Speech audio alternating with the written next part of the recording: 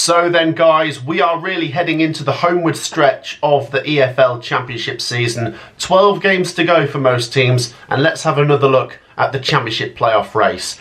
Hello guys, welcome back to yet another video. As I say, we are really fixating on this top half of the Championship because once again there's about 10 or 11 teams that are jostling for 2 Championship playoff places, and we're going to see if we can work out who's going to make it after another crazy week of results.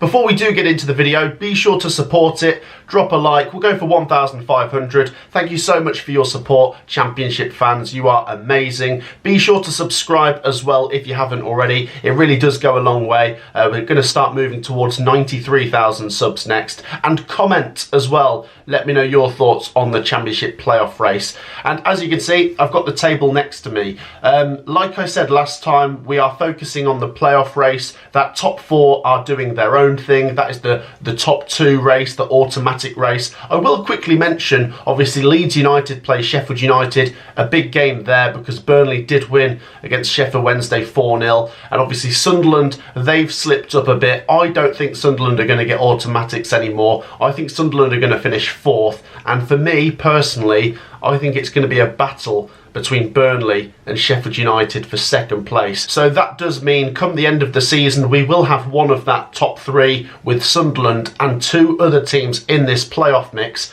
And which 2 teams are they going to be from 5th down to 14th, because it's anyone's guess. As you can see looking at the table next to me, there's only 7 points separating 10 teams from West Brom down to QPR. Now once again there are a couple teams below QPR like Preston North End, Oxford United that could mathematically make the Championship playoffs, but we are going to draw a cut-off line for the sake of this video under QPR because there's quite a lot of catching up to do from the teams below 14th place. So, like I say, it's wide open. Look how tight this is. It could be anyone, in theory. There are games in hand to be played out. Watford today actually play Luton Town, who are bottom of the table. I know it's a derby, but Watford, you know, you'd expect to win that, so we'll see how that goes. Middlesbrough play out a game in hand next week. They are away at Stoke City, which is Mark Robins against Middlesbrough, and you know how he has a good record against them. But otherwise, you know, not a lot to separate some of these teams. I mean, if you look at the projections based on points per game throughout the season, you've got West Brom and Blackburn who would finish 5th and 6th with 69 points, which is, you know, really low for Championship standard. We've spoken before how on average you need about 73, 74 points to finish 6th place in the Championship, and 5th place is usually about 75 or 76 points.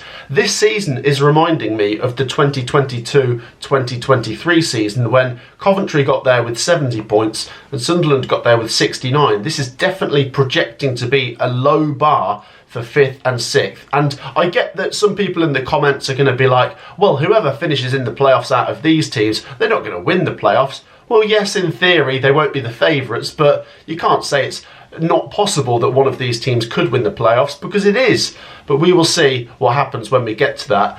Like I say, that's the projections then for what these teams will finish on based on the points they've accumulated through the season. But some people are going to be saying, well, let's take form into consideration. And there might be a few Coventry fans saying that, for good reason, because we are one of the form teams. Here is what the points totals would be for all of these teams if they pick up in their next 12 or 13 games the same amount of points that they have picked up in their previous 12 and 13 games. And this is what we get.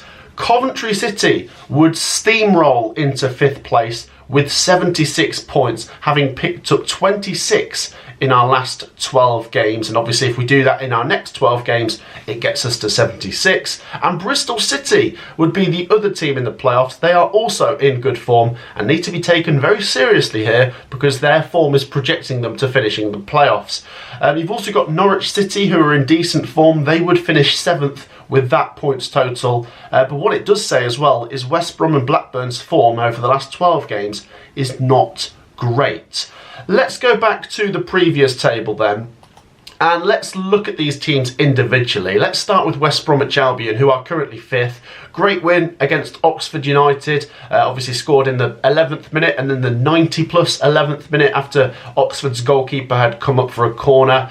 It's a solid win for West Brom. On paper, I thought they'd win. I did actually predict them to win 2-0, and those are the games you really can't mess up in, and they didn't. So that's a good sign.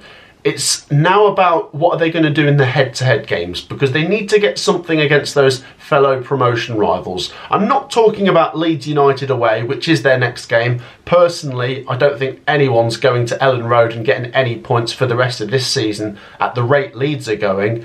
But it's about those games when they go away to Norwich. Can they get something from that? I think Tony Mowbray will have them there or thereabouts. I think there's going to be a very fine line between 68 points or 69 points being enough for a team this season. If West Brom can get to 69 points, which would mean 18 points from 12 games, 1.5 points per game, I think that might be enough. I think 69 points with their goal difference, I think Baggies make it. So whether that's, just bash out 6 wins and 6 defeats, or 5 wins and a couple draws, I think that might just do the trick. Baggies fans, share your thoughts. We've obviously highlighted how I preferred them defensively under Corberan, but Tony Mowbray is an experienced Championship manager. Let's see if he can get the best out of them. 6th place, Blackburn Rovers. Blackburn, obviously disappointing defeat away at Swansea, 3-0. I wonder, is that the sign of things to come? Maybe, maybe not. It might be a blip, but obviously after John Eustace left, I've got to be honest, myself and probably quite a few football fans were surprised to see them bashing out back-to-back 2-0 wins against West Brom and Plymouth, especially away at West Brom. Was that a no-manager bounce and things might level out and there could be a little regression to the mean? I'm not sure. It really does depend on what Blackburn do in terms of, the new appointment and where things go for them. I'm honestly not sure. I did have a Blackburn fan getting quite upset in the last video I did, saying that I'm not taking them seriously. I am taking Blackburn seriously. You're 6th in the table with 12 games to go. That is impressive. Will you stay there? I'm not sure. I'm not saying you won't, but you might not. Let's see. I really don't know. It's really close, this. Obviously, 7th place is Coventry City. The form is just amazing. I mean, I'm loving it at the minute. Like, Frank Lampard. Oh, what a guy. And I've got to be honest, I said before, I wasn't against Frank Lampard, but when he came in, I was a bit like, I was unsure. But he's been amazing. I'm right behind him. All Coventry fans are. What a job he's doing. And you look at the fixtures we've got here, so long as we don't get complacent, I could see us moving into that top 6 soon. What is, a little bit of concern here for Coventry is the run of games where we play Sunderland, Sheffield United and Burnley, back to back to back. You want to be in a good position before those games because they are going to be difficult. But with the players we've got returning, I think Coventry City can definitely get to 70 points. 6 wins and 2 draws, and we're allowed, 4 defeats? That would give us 70 points. I think 70 will be enough this year. So 6 wins and 2 draws. That's what I'm thinking, Coventry fans. Bristol City up next.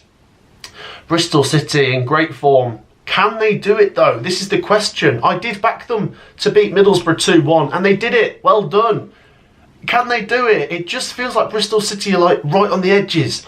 And then as soon as they get that chance to really get in there, they drop a stinker.